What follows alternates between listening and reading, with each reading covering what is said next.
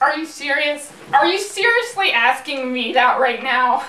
No, I do not think I am prejudiced. That is ridiculous. I come from a very liberal background. My parents used to listen to Tom Jones all the time when I was growing up. So for you to ask me if I think I am prejudiced against attractive people is just absurd. I mean, some of my best friends are hot. Excuse me. Visually arresting. In fact, my roommate at my progressive liberal arts college was hot. And sometimes she would invite over her hot friends and we would all hang out together and, you know, do the types of things that those people like to do. Like Turkish oil wrestling, Mad Libs, and apples to apples. On Fridays, we would all cut our toenails. Yes, I would say that most of my friends are unattractive people. But I would not say that that makes me a prejudiced person. You know, it's not like I intentionally made it that way. It's not as though some attractive person came up to me and I was like, ew, get your genetically flawless pheromones away from the biological receptors of my skin.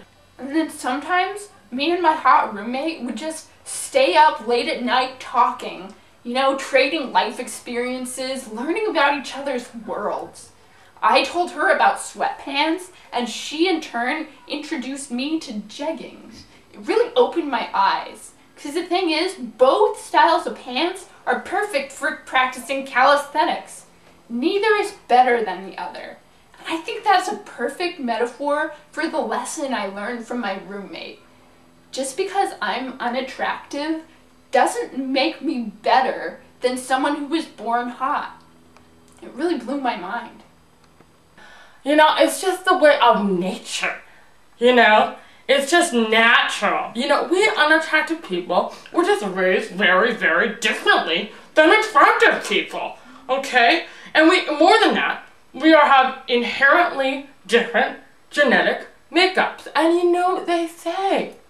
Birds of a feather flock together. So it's just natural that we don't run with the same crowds. It wasn't really weird or anything for me growing up. I mean, people make such a big deal out of what I went through. But really, it's the same as most kids, you know?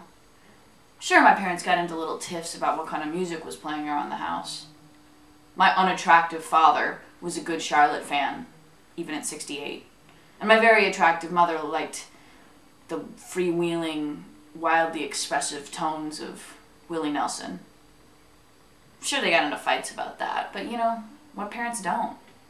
In my neighborhood, I didn't really see levels of attractiveness. It was always much more about, you know, who had the latest gigapet or whose mom would let us take shots off the kitchen counter in the driver car to the post office. The one thing that did really bother me, though, growing up, was when all the other kids would make such a big deal about it.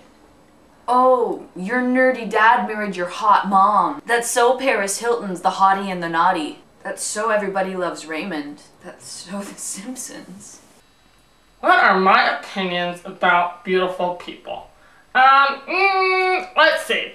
Well, I can't profess to know an enormous amount of what they must go through on a daily basis, but I guess they have very active sweat glands. They wear lycra and never polyester. They keep pet lizards.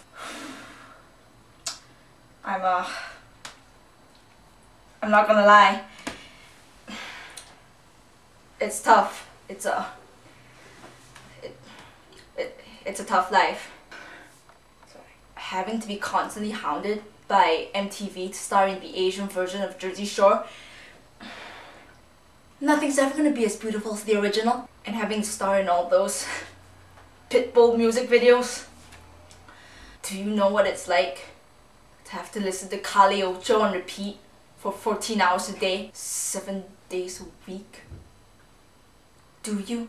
One day in 2 or 3 generations, I believe that we're no longer going to look at someone and judge them on their physical appeal. You know, we're just going to look right here, right here. And I think that it's not going to matter if someone looks like their face was run through the photo booth on their Mac, or if they're so perfect that they could be one of Oprah's favorite things. I believe that one day America's going to get rid of labels like hot and boner shrinking, and everyone's just going to be aight.